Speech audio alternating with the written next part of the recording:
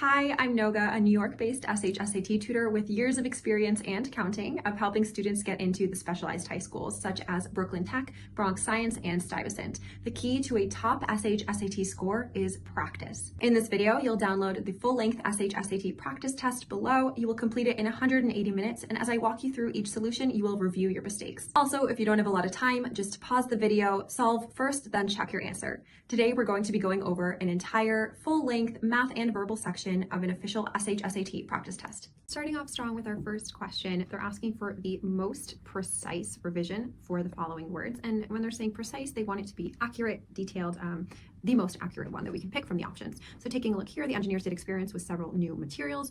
New materials is still a little bit vague, especially when you look at the other answer options.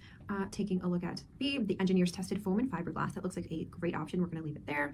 The engineers examined two new materials. So we're seeing that's less detailed and specific than the previous one. We're going to eliminate it. And D, the engineers worked with foam and fiberglass. Now, it's giving the same amount of detail for the materials, but the word worked is less accurate and specific than the word tested. So your answer for this one is going to be B. They tested foam and fiberglass. For number two, they're asking which sentence contains an error in its construction and should be revised. So for this, your answer is going to be E, sentence one, because in sentence one, they're listing tasks: walking dogs, cleaning kennels, hand feeding newborn kittens, etc., etc. So that should be modifying the word tasks. However, we're seeing that it's modifying the words animal shelter, which is incorrect, and so it should be revised. That's your answer for number two. For number three, which edit should be made to correct the sentence. So for number three, your answer is going to be B, inserting a comma after Italy, right there.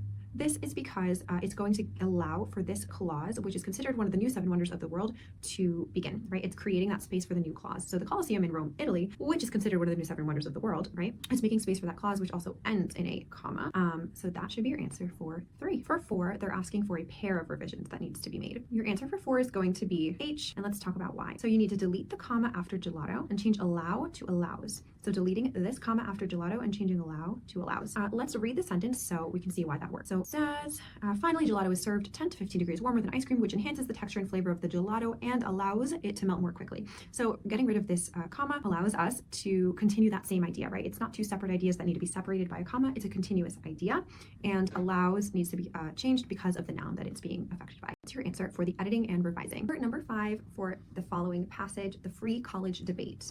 So for number five, they're asking which sentence should replace sentence three to best state the topic of the passage. So as I always recommend, you want to read through the passage, get an idea in your head, or even write it down of what the overall idea of this passage is. What is the topic of it? What is it about, right? And this is the free college debate. So keeping that in mind, taking a look at sentence three, where it says, helping students cover the cost of attending college is an important issue. Now, we're also noticing that it's at the end of the introduction. So keeping that in mind as well in terms of the detail that it should include and an introductory tone to it. So for number five, your answer should be B. Determining the most effective way to make college affordable is a complex issue, and there are differing opinions about how to approach the problem. This is the best choice for starting out that debate and like the conversation about the different sides of this complex issue. So that should be your answer for five. For number six, I want you to read the sentence and where should this sentence be added to best support the ideas in the second paragraph, sentences 4 through 7. So in this case, you would be going back to sentences 4 through 7 and getting a general idea of what is the overall topic here. And as you're reading through, you should also be annotating, so that's easier for you to jump back and forth as you're answering the questions. So your answer for this question, number 6, is going to be between sentences 4 and 5, because it's introducing this idea that several states have actually made their community or state colleges low cost or even free for students with limited resources. And you'll see that it would be going straight into sentence 5 as an example. For example, New York State passed a bill creating a program to cover the tuition, right? So you're introducing this idea and then they're giving an example. So the perfect place to place it would be between 4 and 5 right there. Your answer for number 7 should be, well, let's take a look at the question. Which sentence presents the information that shifts away from the topic from the third paragraph? Sentences 8 through 13, it should be deleted. So your answer for 7 should be B, sentence 11, but let's take a look at why. Sentence 11. Additionally, many students do not finish college within 4 years because they switch majors or because they have to work. So it's kind of taking away from this specific topic, which is about the affordability of college and state budgets and things like that. And it's kind of going into just like how long college takes for the average student, which is a different conversation entirely. And it has a lot less to do with the actual finances of it. So that's why it can be removed. It's not as important to the topic of the passage. For number 8, which phrase should be added before sentence 14 to best transition to the ideas in the 4th paragraph? So here you want to be familiar with what the ideas are in the 4th paragraph, and hopefully you had annotated beforehand, and you kind of have a general idea of what is in there, as well as taking a look at sentence 14. Sentence 14 will tell you which one is the best one put beforehand. So for number 8, your answer is going to be G, and taking a look at why. 14, so until college becomes more affordable, putting it right here, right? So until college becomes more affordable, here are the things that we've done, or that states have done in order to make higher education more affordable or easier to access for more people. So this is what they're doing to kind of solve the issue for now until it becomes fully resolved. For number 9, they're asking for a concluding sentence. So that's going to be the end of the conclusion of this passage. Which one should be added after sentence 19 to support the topic of the passage? So again, you're quite familiar with the topic of the passage at this point. And taking a look here, your answer for number 9 should be D. When the issue of college affordability is resolved, students will be able to make decisions about pursuing higher education without cost being the deciding factor. That's kind of tying the ribbon on it at the very end, taking in what the topic is, right, which is the debate of the free college debate, college affordability. And it covers both complex sides and differing opinions. But once it is resolved, students will be able to make this decision without cost being the factor at all. So it's a great concluding sentence. And those should be your answers for this passage. Starting off with number 10 from this passage right here, excerpt from Impressions of an Indian Childhood. Starting off with number 10 here. In paragraph 1, the phrases cool morning breezes swept freely and wafting the perfume of sweet grasses affect the tone of the excerpt by suggesting. So the tone is the overall feeling that we're getting, the vibe, if you will, of the entire passage. So again, you'll have annotated, you'll have read through, you'll have gotten a general idea of what this is about and kind of how each paragraph is broken up into its different categories and topics.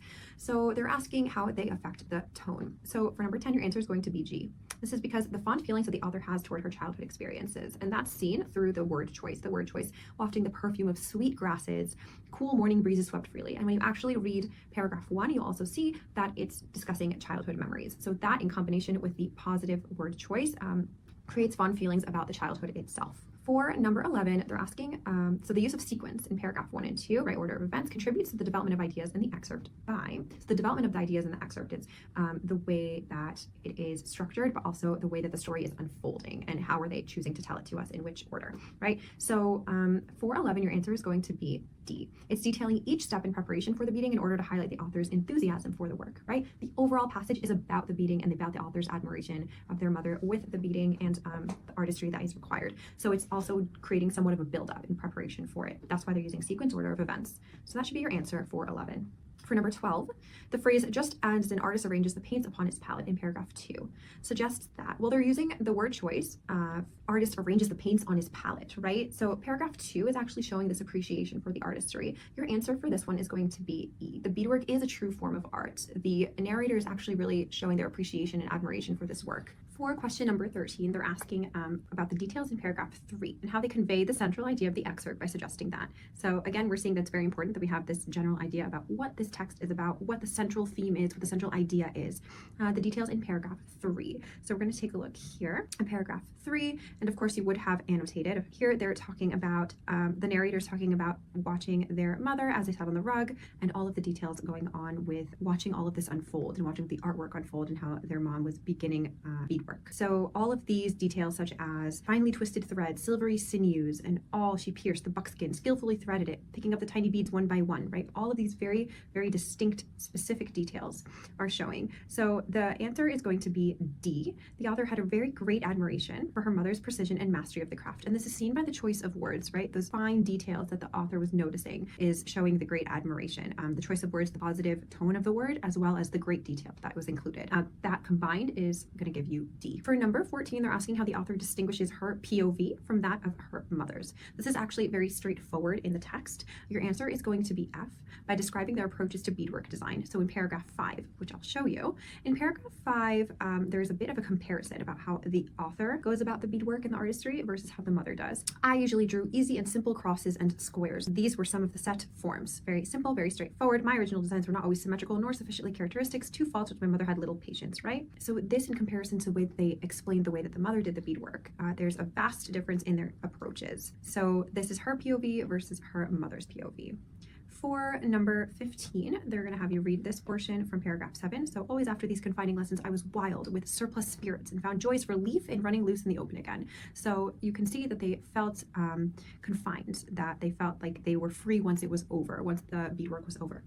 So what best describes how the sentence fits in the overall structure of the excerpt. So this idea that they felt like they could be free only after it was done, that it felt very rigid, and then the overall structure of the excerpt, right? So your answer is going to be C. So it's highlighting the stark contrast between the focus and control required while working and the freedom of having fun outside. Focus and control of the beadwork, and then freedom outside. Two contrasting ideas here. Number 16, they're asking which best summarizes the process of beading that's described in the excerpt. That this will require some close reading and from the annotating that you did beforehand, but your answer should be G. It's giving you the exact sequence of events of how the beadwork begins and how it should be done. So they're quite similar, but you will see if you go back into the text, you will find this exact explanation from the POV of the narrator. For number 17, the idea that mastering moccasin design and creation requires experience is best illustrated in the excerpt through, so your answer should be A, the information about the advanced technique of incorporating porcupine quills into the design. When they're talking about the porcupine quills, they start to really emphasize how difficult it can be and how those only who are able to master it with expert precision are capable of doing so. And they also compare the narrator's inability to do that because they are working with the basic sets at first. And so it's more of like a mastery of this art, and then you can start to work with the porcupine quills in the design. So your answer should be A. For 18, they have a table after paragraph 7, and they're asking how it'll expand on the central idea in this excerpt. So let's take a look at the table real quick. What we're seeing at this table here, we're seeing the dates throughout the years and the artwork. The beads, the bones, the shells, they began trading. They began using glass beads in the clothing artwork. So you're seeing the progression of this.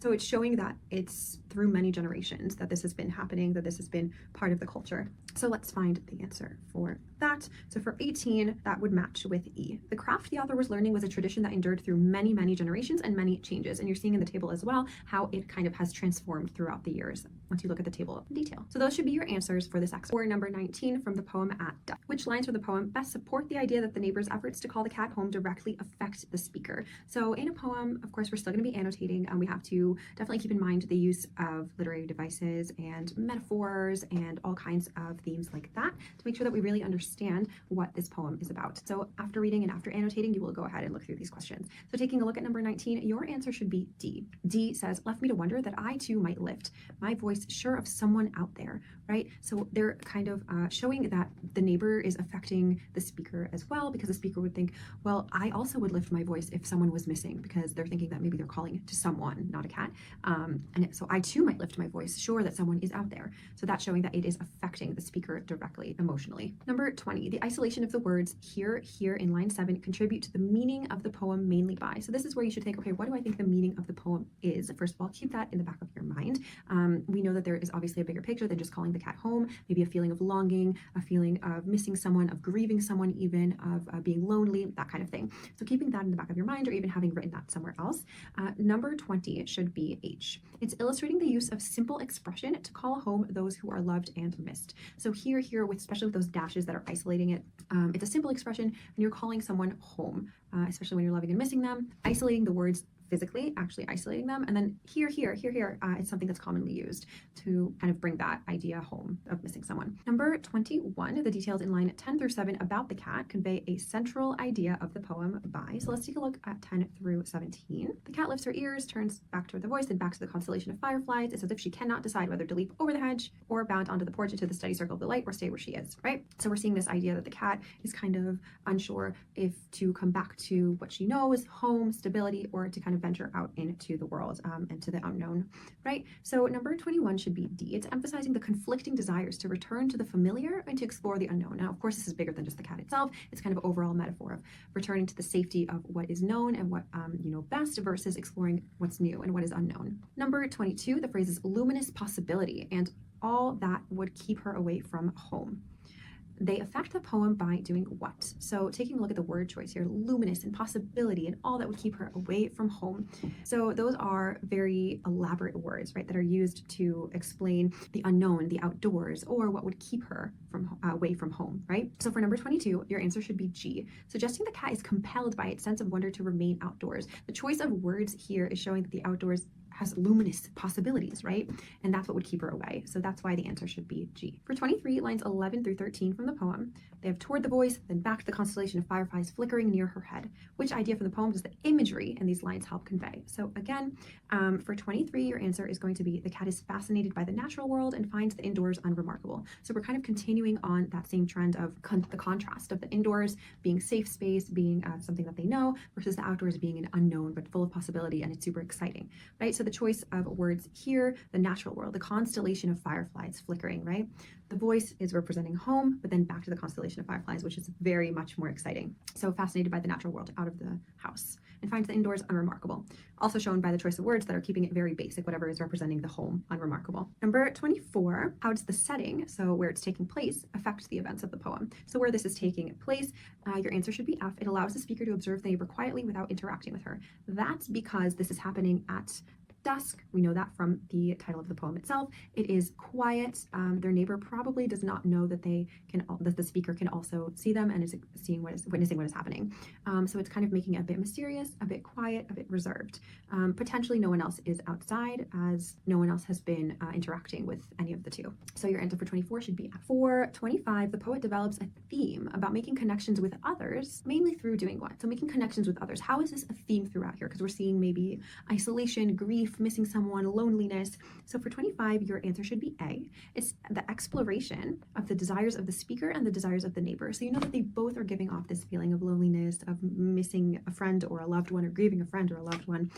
So it's exploring both of their desires, and it's kind of developing this theme of connection by showing them the cat is convinced maybe to not return home, right? There's this theme of exploring what's bigger and what's out there. So it's kind of playing off of all of those emotions. So that's for 25, your answer should be A. Starting with number 26 for the passage Champion of the Channel. So they're asking how the newspaper editor's comments, what they reveal about the challenges Ederle faced in attempting her feat. Your answer for this should be H. This is because they were showing so much bias because she's a woman, despite her success in her field, right? So in spite of her previous achievements, she still experienced social as well as physical obstacles in attempting to swim the channel. There was a lot of negativity about her, despite how successful that she was. So that should be your answer for 26. For 27, they're having you read this sentence from paragraph 4. So during her first channel crossing attempt, she'd worn a standard one-piece swimsuit that, after the lengthy hours of swimming, stretched out, filled with water, created a drag, made it an already challenging task almost insurmountable. So the word insurmountable is used to highlight what in this. So something you can always do is think about a word that you would put there instead that would make sense in that sentence. So for 27, your answer should be C. The flaws in her bathing suit made a difficult task even more complicated, that much more difficult, right? For number 28, they're asking which statement describes how the author's use of a problem and solution structure in paragraph 5 contributes to the development of ideas in the passage. So you should be thinking about what is the development of ideas in the passage.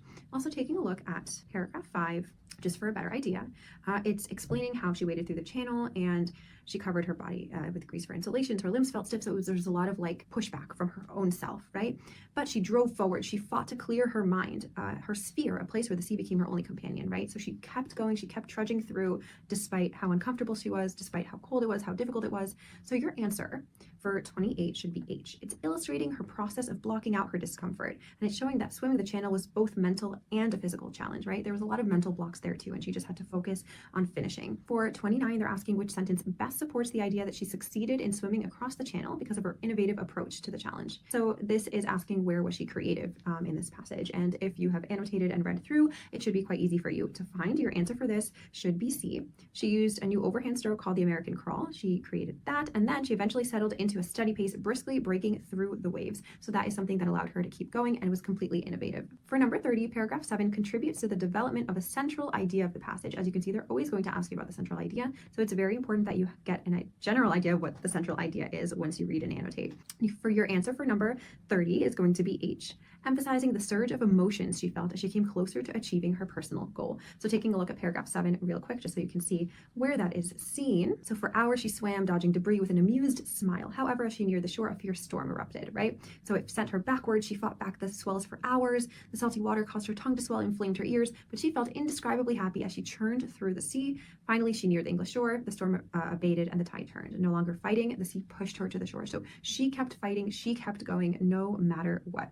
So it's it's emphasizing her emotions because she still has this amused smile and she was still happy, and they explain that throughout the passage. So that's why your answer should be 30. For 31, they're asking which sentence from the passage best conveys the author's perspective regarding the impact of her accomplishment. So there's a couple of details here. The author's perspective regarding the impact, the effect of her accomplishments. So that's something that could be helpful to go back into the text and find kind of where that would generally be. But your answer for 31 should be D. Ederle has swum into history, right?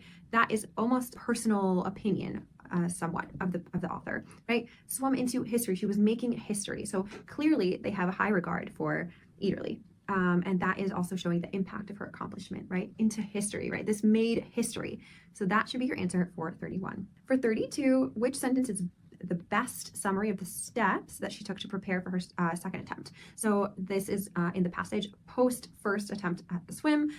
How did she adjust everything? What did she change? What did she know she needed to change in order to be more comfortable, more confident going into the next swim? And so your answer for 32 should be E. She worked with her sister and she waterproofed her goggles. She also designed a two-piece swimsuit that was lightweight and would not stretch out during the long swim, which beforehand they had mentioned was really dragging her down. So this made sure that she felt comfortable and confident into the next competition. For 33, the idea that many people were interested in her attempt to swim the channel is illustrated in this passage mainly through what examples? So this we can see very clearly when they talk about her progress during the swim and then the celebration and successful completion of the swim, right? She had a crowd waiting for her both at the end of the swim and then in New York City when she returned home. So your answer for this should be B. 34, the table builds on the information in the passage mainly by, so the table that they included, let's take a look real quick.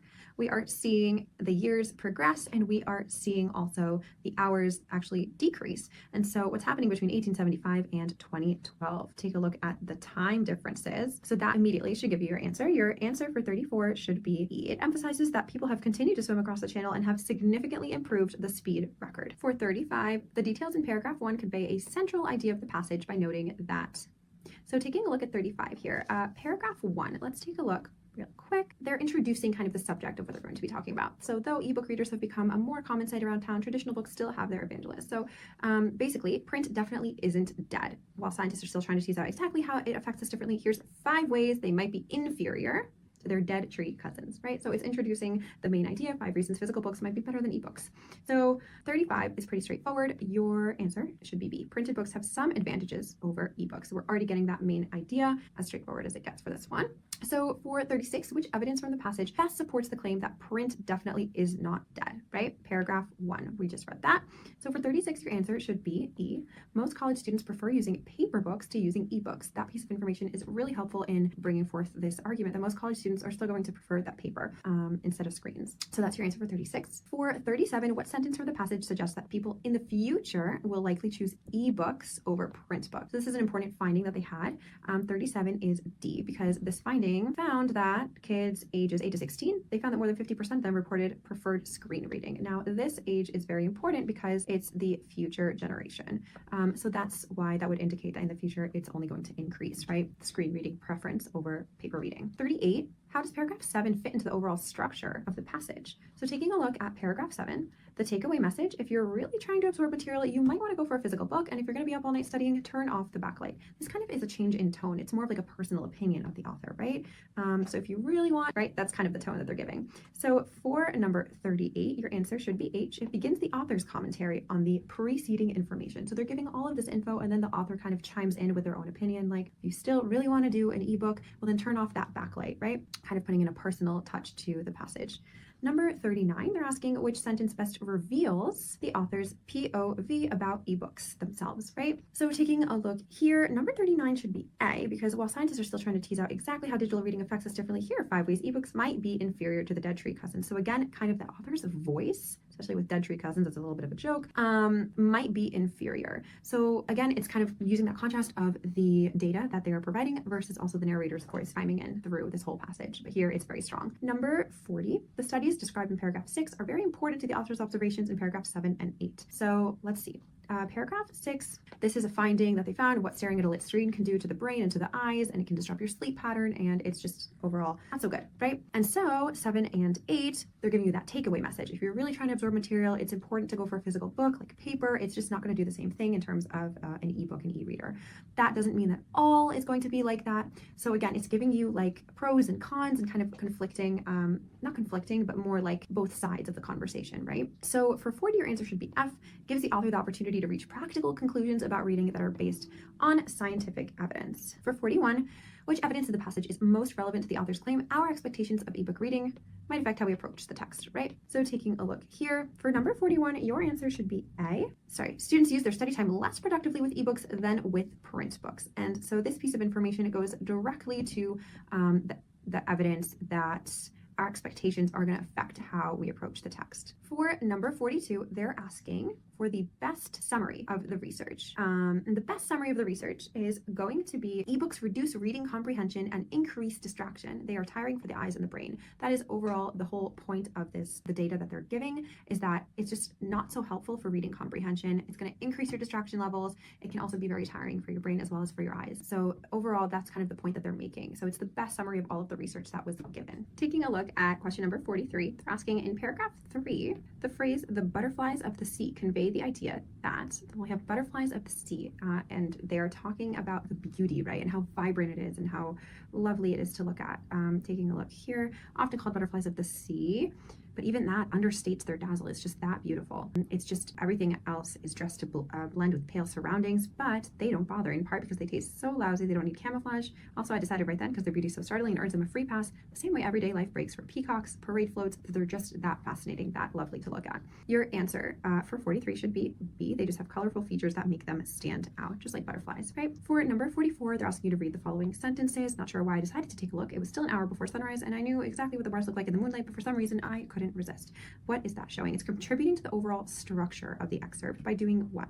Well, your answer should be H. It's building this tension through indicating the narrator is going to see something unexpected, because although they've been there before, they've never been there before around that time. So it's something that's an unexpected experience in an expected kind of setting. For number 45, the narrator's actions in paragraph 5 reveal that he is. So taking a look at paragraph 5, they're saying, I heard it long before I saw it. It was an exhale. I wondered if it was a whale stranded again, right? So this is indicating this is not the first time they've heard some sound like this. They had an experience of something else stuck out there 2 summers prior, made similar noises. They were waiting for a silhouette, but it's still dark, right? So they waited, there were no more sounds. They realized they could get stuck about anywhere, right? I sank up to my knees twice and the numbing water filled my boots. So this is not the safest scenario, right? We're already hearing kind of some dangerous words indicating that it's a bit unsure out there. So for 45, your answer should be D, determined to discover the source of the sound kind of no matter what, despite the mud, despite the darkness, despite being unsure of their surroundings in that particular time of day. They're just determined to discover the source of the sound. For 46, they're asking how the setting affects the plot. So the setting is where it's taking place, right? And then the plot is the storyline. So 46 should be E. The darkness of the mudflats before sunrise causes the narrator to pay close attention to his surroundings, right? They've been there before, but it's very, very dark, and they're paying extra close attention to all of the sounds and all of the senses, the sensory things happening around. 47, they're asking which sentence from paragraph 5 supports the idea that the narrator is taking somewhat of a risk, right? So we're taking a look at paragraph 5. You will be skimming it over again with all of the explanations of them hearing it and then telling you about the experience beforehand in the different summer and then stepping through the mud. But the sentence that best supports that the narrator is taking a risk. A risk would be D. I knew the flats well enough to know I could get stuck just about anywhere. So they've been there before, they know this very well, and they also know how dangerous it is, and yet they're continuing forward. Number 48, they're asking you to read this sentence from paragraph 6. I kept stepping toward the one sound I heard, a growing part of me hoping I'd find nothing at all, right? So what is this indicating? Well, F, the narrator's curiosity about the sea life in the mudflat outweighs any fear about the situation, right? So they are actually moving forward despite knowing that it could be potentially dangerous and it is an unsure, risky, potentially situation. 49 should be, so I was looking at it and not looking at it while my heart spangled my vision. I saw fragments, pieces, and tried to fuse them in my mind, but couldn't be certain of the whole. So they're using a lot of sensory language. Spangled my vision, I saw fragments and pieces, fused them together. What is this conveying? It's conveying the narrator's terrified confusion about the creature in the mudflats, right? This is like, I couldn't put it together. I couldn't understand the whole, right? That is showing confusion. And confusion about what? About this creature. They're trying to figure out what it is. Number 50, they're developing the narrator's point of view when the narrator sees the creature die. So we have a POV question here. How are they developing the narrator's point of view? Well, your answer for this should be G. They're showing the narrator's growing realization of the creature's identity, right? Slowly, they're getting more and more details about what it's not and what it is, right? So the speaker is starting to understand, oh my gosh, what is this actually? And that's how you're understanding what their perspective is. It's really all being shown from their perspective, and it's slowly developing as the passage continues. Moving forward to the excerpt from It's Time to Start Thinking That All Non-Native Species Are Evil. For question number 51, they're asking which sentence from the excerpt supports the conclusion that the militaristic invasion metaphor, paragraph 1, has influenced scientific understanding of the non-native species. So your answer for this one, for 51, it should be A, because what it's saying is a substantial number of them said they would immediately eradicate a hypothetical non-native forest plant. Even if it were shown to have no effect on the forest at all, they would just immediately say, okay, no, this is not happening. And the reason why is taking a look at 51, when they're talking about the militaristic invasion, it was ecologist Charles Eaton back in the 50s who introduced the militaristic invasion metaphor, describing exotic plants and animals. So it's just giving this sense that it's just going to take over, and the danger of that is scarier than just kind of seeing what happens. Is it good? Is it bad? Just getting rid of it altogether and not dealing with it at all. So number 52, which detail provides the most relevant support for the claim that climate change is making it even harder to decide who the invaders are? Paragraph 7. So this is found in paragraph 7, and your answer should be E. The mention in paragraph 8 of non-native species that are forced to seek out new habitats, because just because they're having to seek shelter and seek habitats that they can survive in, it's a survival instinct. It's not necessarily an invasive tendency if they're just looking to survive. So it's a little bit of a complex scenario in that sense. You can't really call them invasive species if they're just trying to survive their best, and everything is changing. And so if everything is changing, they're going to have to find a new spot, a new way to survive. So it doesn't make them invasive, it makes them with survival instincts, right? Number 53, the author's use of a cause and effect in paragraph 10 and 11, it emphasizes the idea that what? So the cause and effect in 10 and 11 is seen here.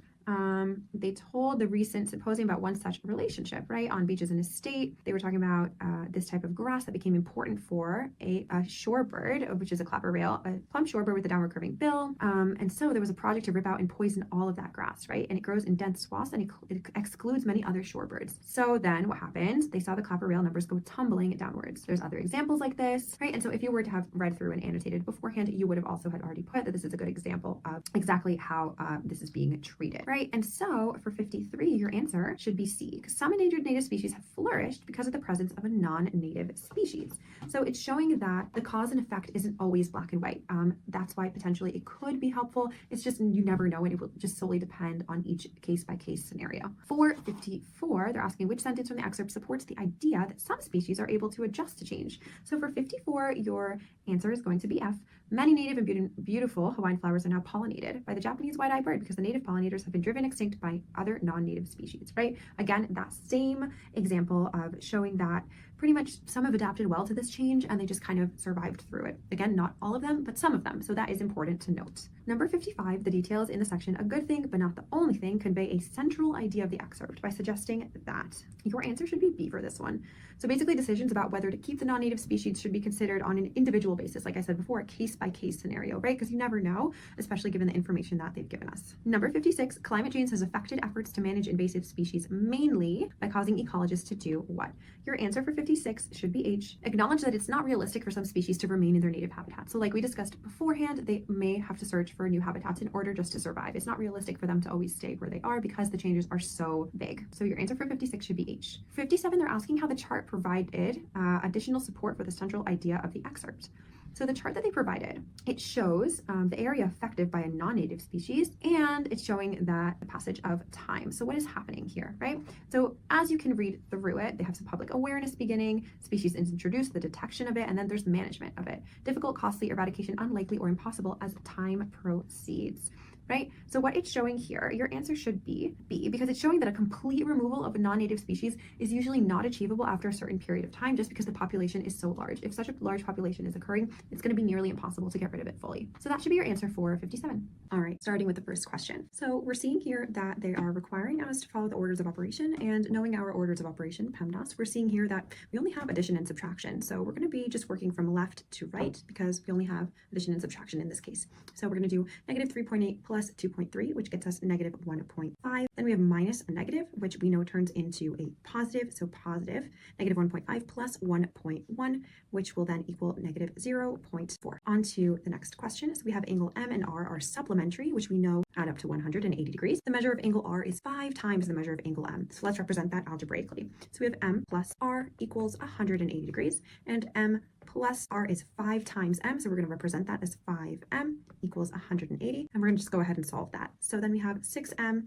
equals 180, and M is going to be 30. So we're not quite done yet because they asked for R and we found M, and we know R is 5M, and we're just going to plug in. So R is 5 times that 30 that we had found, which means that R is 150 degrees. So that would be our answer. Okay, so taking a look at this next problem, we have a ratio problem. We have 3/16 of a gallon of apple juice and 3/40 of a gallon of cranberry juice. How many gallons of apple juice per gallon of cranberry juice? So how many times more apple juice is there than cranberry juice is the simplest way to put it. So let's get started. We're going to write our ratio down. So we have apple juice to cranberry juice. So we're going to do 3/16 in our ratio to 3/40, and now we're going to actually set that up. We're going to simplify it because we can cancel out the 3's. So it's 1/16 to 1/40, and we can just do our keep change flip here when we're dividing fractions. So we're going to do 1/16 times 40 over 1, which then we get 40 over 16. We're going to further simplify that to 2.5. So essentially, for every 1 gallon of cranberry juice, we have 2.5 gallons of apple juice. So for this problem, we want to make sure that we first start with the difference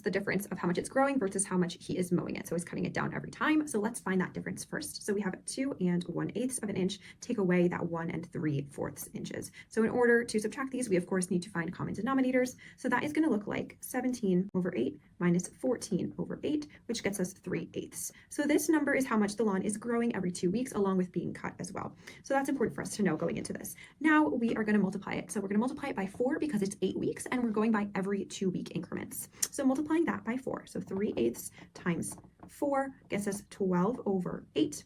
Now we're going to need to add that to the 4 inches that already is there starting off in the season. So then we have 12 over 8 plus 4, which I'm going to convert. I'm going to convert that to be common denominators in like terms. So we're going to take a look here, and I'm going to make that 32 over 8. Together that gets us 44 over 8, or 5.5, which is our answer. So for this next problem, they're asking for median, and we know that median means the middle number when we're putting all of our data points in order. However, because this is a much larger number, we're talking about 110 families, we have a little bit of a trick here. So the first thing we're going to do is we're going to add all of the data points, which we have 110 of them, 110 data points, and then we add 1 and divide by 2. So that means we get 111 divided by 2, which gets us 55.5. That 55.5 is telling us exactly where on that long list of 110 families, where our data set lands, where our point lands. So that being said, we now know that we have 45 families of 0, 32 families of 1 child. Now, 45 plus 32 gets 77. So if you think about it in that line, you have 77 data points already. And if we're landing at 55.5, we know that 55.5 lands in that number of families for 1 child. So that should be your answer. So for this problem, we are told Mr. Jones has 550 goats, which is 10% more than Mr. King has. So we're looking for how many more goats does Mr. J have than Mr. K. So taking a look here, if he has 10% more, we can think about it as 100 plus that extra 10%, all of it plus the 10%. So it could be 110%. And as a decimal, that'll look like 1.10. So 1.10x gets us that 550. That x is the number that we're looking for, right? So then when we divide, we then get x is equal to 500. Now, what is that difference? So we have 550, take away that 500, which gets us 50. 50 is our answer. This is a very simple common denominator problem in the end. We want to make sure we have the common denominators, even though this fraction looks funky, it still is going to follow the same rules. So we're going to follow the common denominator rule for subtracting fractions. So taking a look here, to get this common denominator, we're going to need to multiply everything by 2 over 2. So that will then get us 4y over 2x minus y over 2x, right? Which will then get us 3y. 4y minus y is 3y. That will be our answer. For this problem over here, they're telling us that PQRS is a square. That is important information because then we are able to know that each of the sides are 2 because they told us that the area of the square is 4. We know side squared is giving us the area of the square. So here we know that all of the sides are 2. The sides also coincide with the radius length alongside here. So they're asking us for the area of the shaded quarter. So we're going to need to find the area of the circle, which will be pi r squared. So we know that it's r squared, which is 2. So it's going to be 4 pi. Now, that is not our answer. That is the answer for the entire area of the circle. And they're asking for just the shaded quarter, quarter meaning a fourth. So a fourth of that 4 is 1 pi, or just pi. Pi will be our answer, which is B. This problem, they're asking for consecutive integers and how many integers are in the list. So then what we're going to take a look at when we have consecutive integers, it means that we have numbers that are in order, right? And they're telling us if it starts with m and ends with n. Now, these are variables, they're representing real numbers, so we have to figure out what these real numbers are. Now, if we take away n minus m and it gives us 66, how many integers are in the list? Well, for example, if you have 1 and you go all the way to 7, you have 8 integers total, but 7 spots in between. So the same thing goes here. When we are taking a look between n and m, and they're telling us that subtracting the 2 gets us 66, that means there are a total of 67 numbers in the list. That should be our answer. Problem 67, all we need to do is simplify. And what we can do here is actually utilize the fact that this can all be divided. So starting out strong, we're just going to cancel this out. And this simplified will get us 13, parentheses x minus 3 plus 39 over 13. And we're going to further simplify here as well with the 39 and the 13. And then the next line is going to give us, once that's fully simplified, x minus 3. For this problem here, we're going to take a look at our 2 jars. They're each containing half a cup of water. So they're telling us 1/4 of the water in the jar of 1 is poured into jar 2. They're asking how much water now is in jar 2. So for this kind of problem that we really want to know, of equals times. That's really important for us to remember. So we're going to do 1/4 times 1/2 because they each contain 1/2 and they're asking of 1/4 of the jar, right? So that is going to equal 1/8. Now we need to add that 1/8 because that's how much is being poured. We need to add that 1/8 to the 1/2.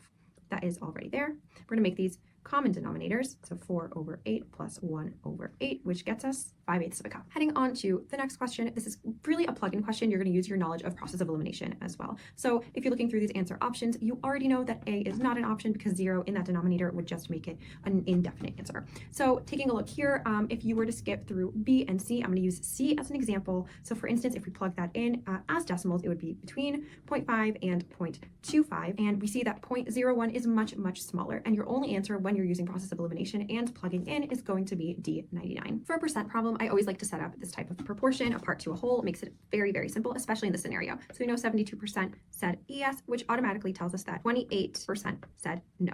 So we know that 28% is the 56 people, right? So 28 out of the 100% is the 56 people, and we want to find the 100% of that 56, right? So then we just have to cross multiply, which gets us 5,600 equals 28x. When we divide by 28 on both sides, we then get x equals 200, which is h. So for question number 71, they're talking about a scale drawing, meaning a drawing of a real life room, or in this case, the area of the floor of a museum. So the best way we can do this is kind of give us a visual. So this is, let's say this is the real life floor, and we know that the area of the real life floor, we know that the area of the real life floor is 960 square feet, and then all they're giving us is that in the scale drawing, well, 1 inch is going to equal 20 feet, and the length of the room is going to be 2 inches. So this should give us enough information, right? Because we know that the area is going to be length times width.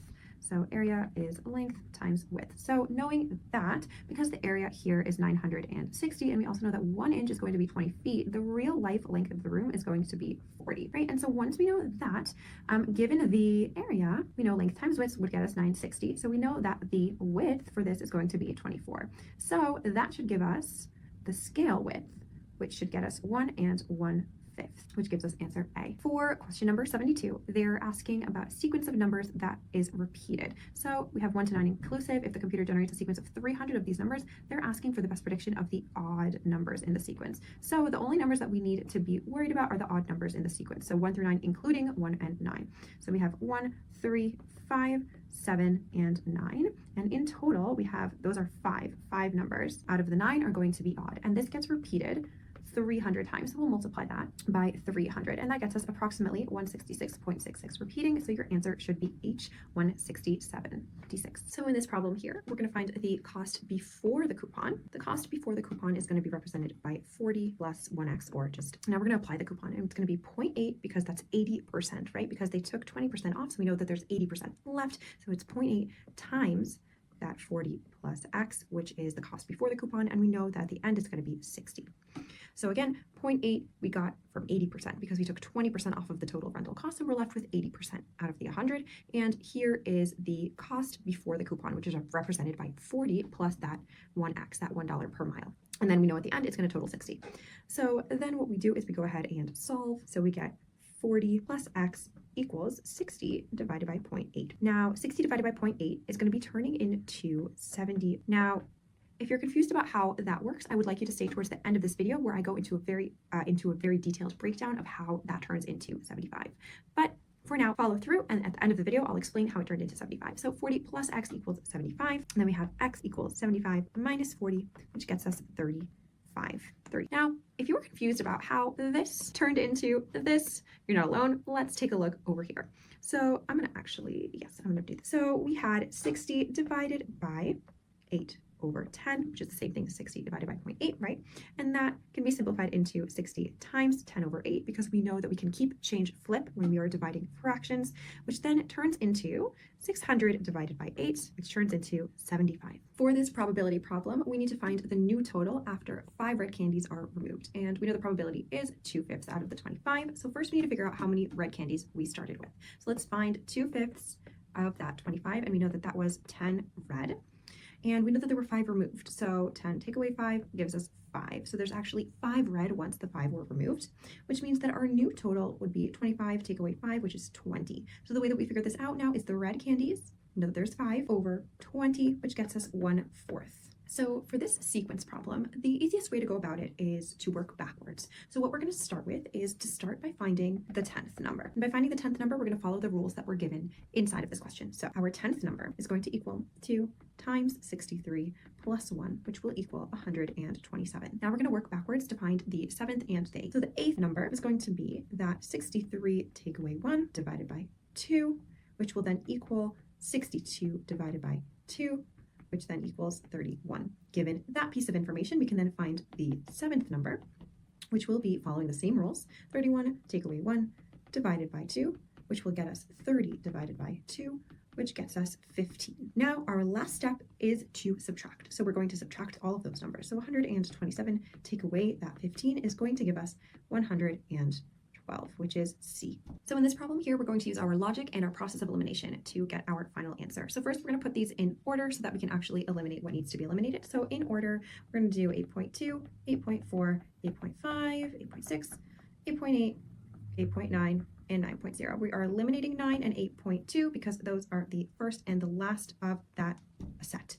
The highest and lowest scores are discarded. That's why we're eliminating them. So then we just need to find the mean of all of these numbers. And we know to find the mean, you add them all up and divide by the number of data sets. When you add them all up and divide by the number of data sets, which is 5, you get 8.64, which is G. This next problem also includes a lot of our logic and process of elimination. So taking a look here, we have a piece of wood that's 4.5 feet long, and it's cut into 2 pieces of different lengths. Different lengths is really important to emphasize here because if it was the same length, it would be 2 1/4 each. So we know that if it's 2 different lengths, it's not cut in half. And so it cannot be 2 1/4 each. If it was half, it would be 2 1/4, 2 1/4.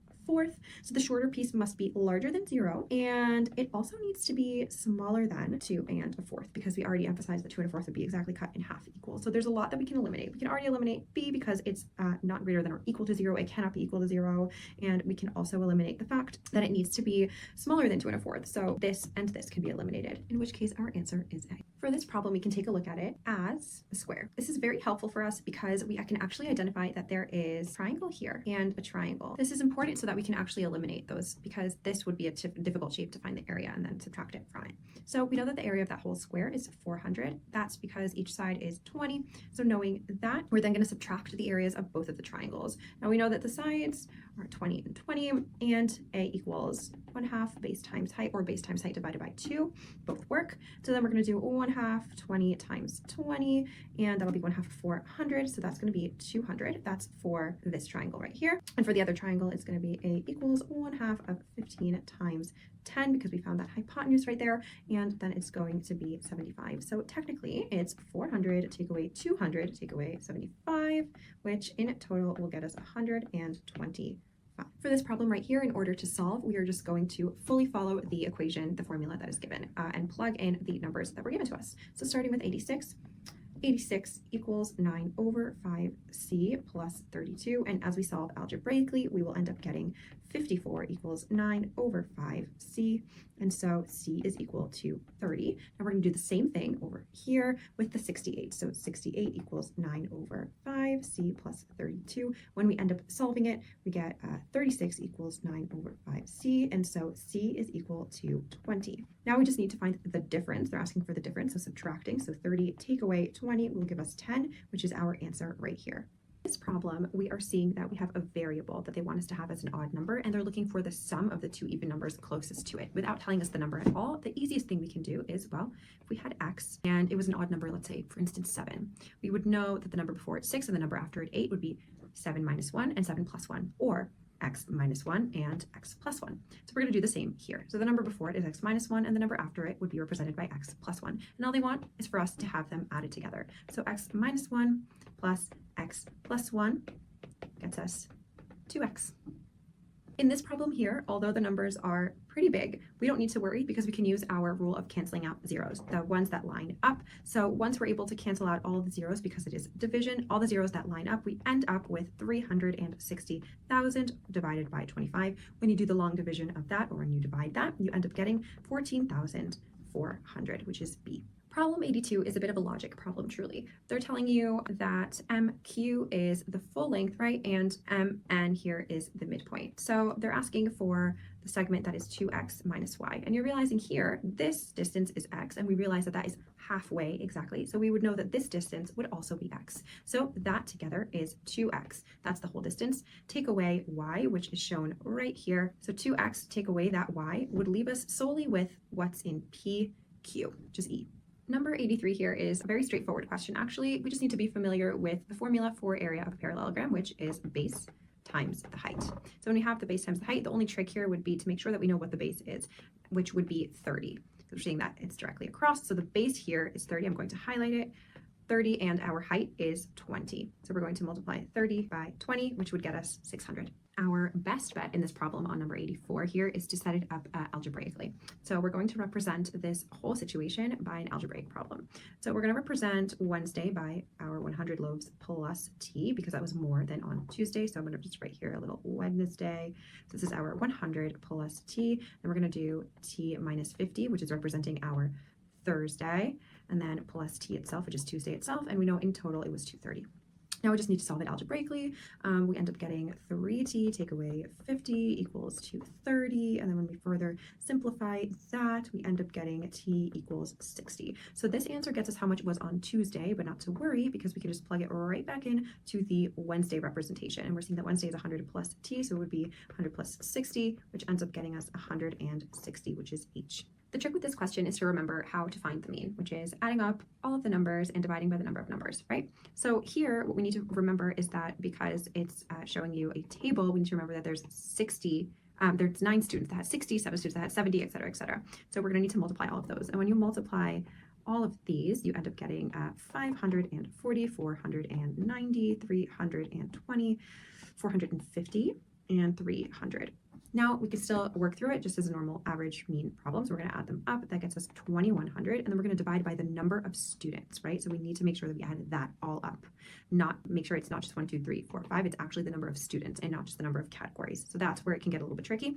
So 2,100 divided by the 28, which is going to get us 75, which is C. For 86, we just need to solve this inequality. And when we solve that inequality, we end up getting x is greater than or equal to -1. And when you go through your answer options, you'll see that the only one that makes sense where x is greater to or equal to -1 would be E. Taking a look at number 87, the reciprocal, meaning the flipped version or over 1 of 1/4 is added to 3. So that's going to literally look like 4 plus 1/3, which will then we can simplify to 12 over 3 plus 1 over 3, which equals to 13 over 3. And we just want the reciprocal of that, which is 3 over 13.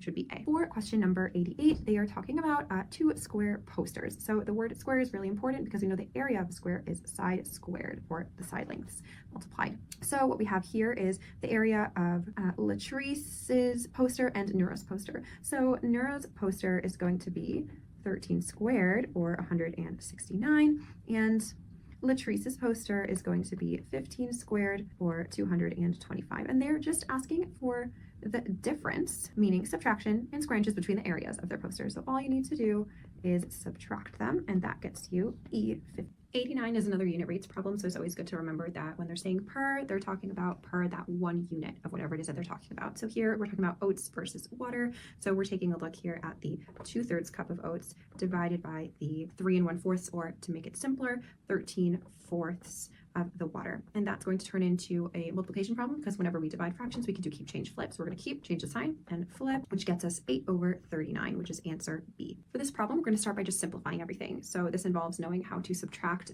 fractions that don't have like denominators, and so we need to find the same common denominators. And I'm just going to go through it rather quickly. So taking a look here, this will, I'm going to do it on the side here, will further simplify. So 3/5 minus 1/2 will be 6 tenths minus 5 tenths, which equals 1/10. So this here is going to represent 1/10, and over here this is going to represent what we added up together. So this is 11/12. So again, this is going to look like this: 1/10 x equals 11/12, or even further simplified, x over 10 equals 11/12. And once we have that situated, we can then cross multiply. Once we cross multiply, we get 12x equals 110. We divide by 12, divide by 12. Then you get x equals 110/12, or 55/6.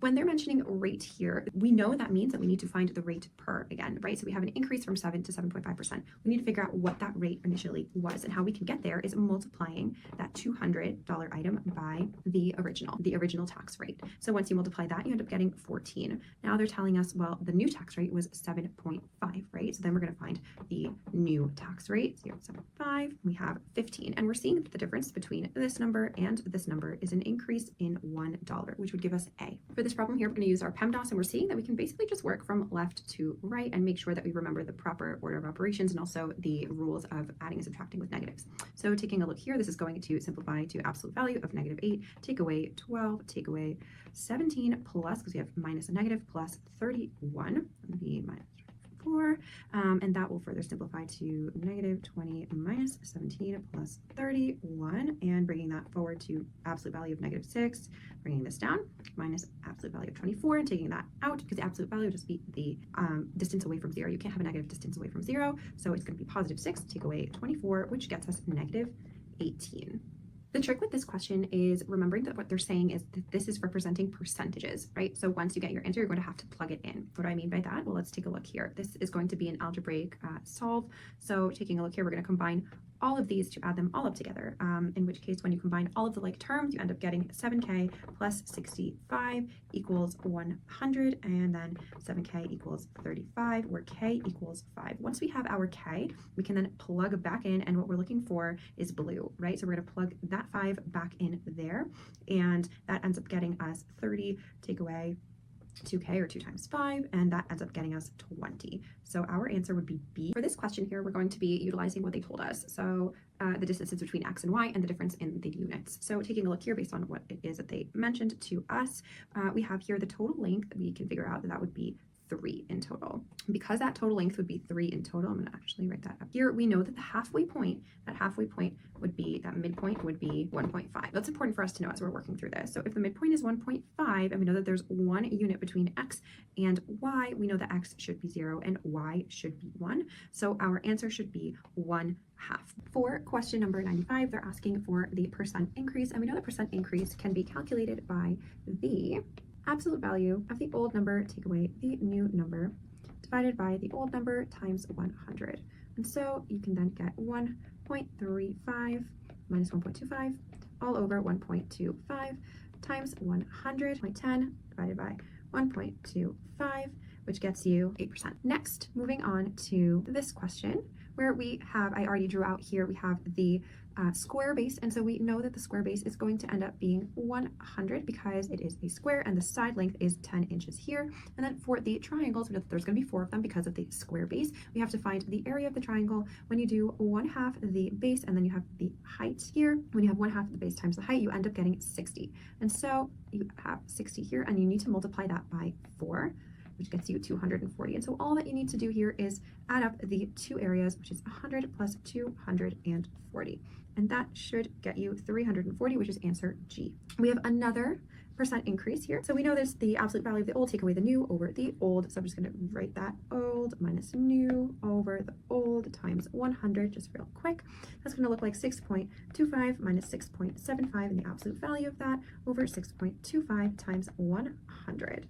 So your answer for this is also going to be B. This problem is a mean or an average problem. We're just working backwards with the information given. So we're told he played 5 games. We're going to do 5 games times the average for those games, which was 8, gets us 40 points in total. Now, what do we have to do? We need to figure out the remaining points in total for the first 7 games, right? So, sorry, for the first 4 games. So the first 4 games, we have the average of 7, and the total points for that would be 28. So we need to find the difference between the first total points and the original 4 games before the 5th game, the 7 average. So 40 take away 28 gets us 12, which is answer G. All right, so let's take a look here.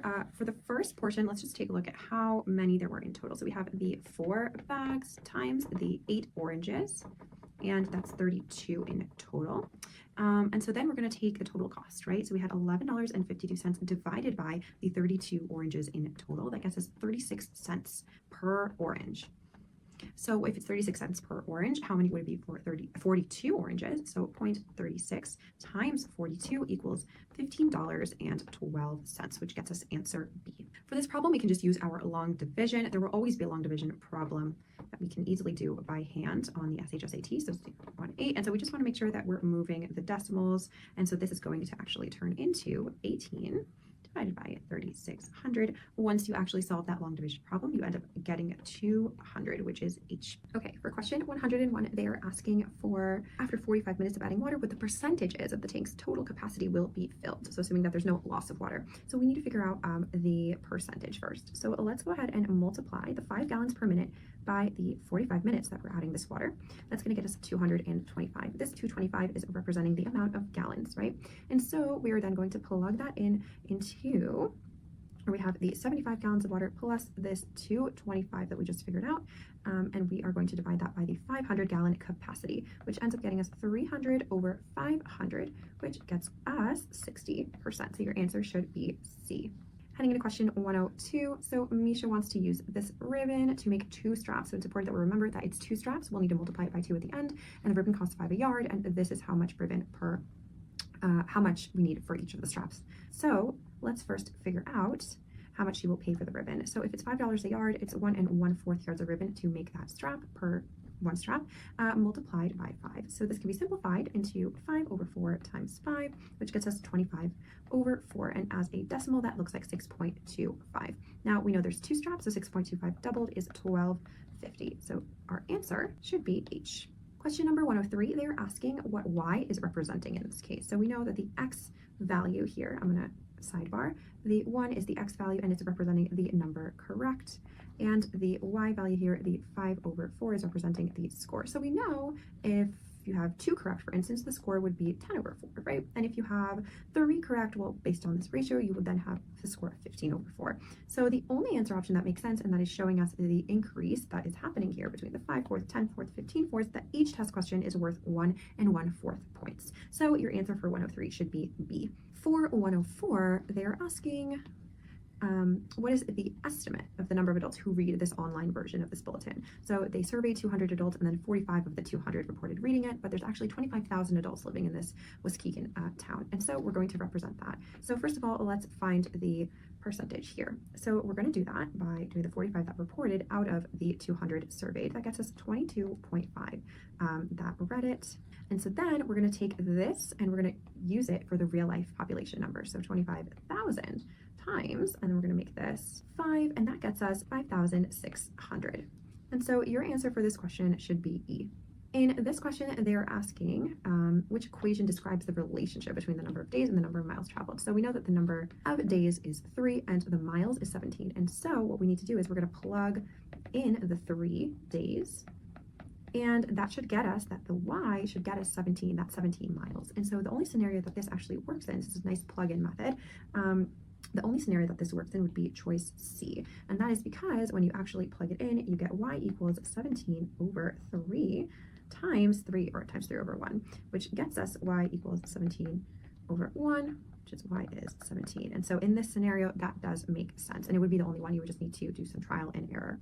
In this question, they're asking about the difference in miles between Carolyn going and Carolyn returning. So let's make this nice, quick little visual. The way there was 3 miles plus the 2.5 miles. So it's going to be the 5.5 miles in total. And then we have the way back, which was 1 2/3 miles. So you really only just need to subtract them. And that gets you 3 5 6. So your answer for this question should be E. Representing the distance that Carolyn walked from her house to the library and then the grocery store. So we're just going to write the distance there. It's going to be that 3 miles plus that 2.5 miles, which is 5.5 miles in total. And if it was at 5.5 miles in total, now we have that the way back, but it isn't the full way back. It was just 1 2/3. So we need to figure out what is left. So what's left is the 5.5, take away that 1 2/3. It just involves knowing your rules of subtracting fractions and finding the common denominator. We're going to do 33/6, take away 10/6 equals 23/6, which is 3 5/6, which is answer E.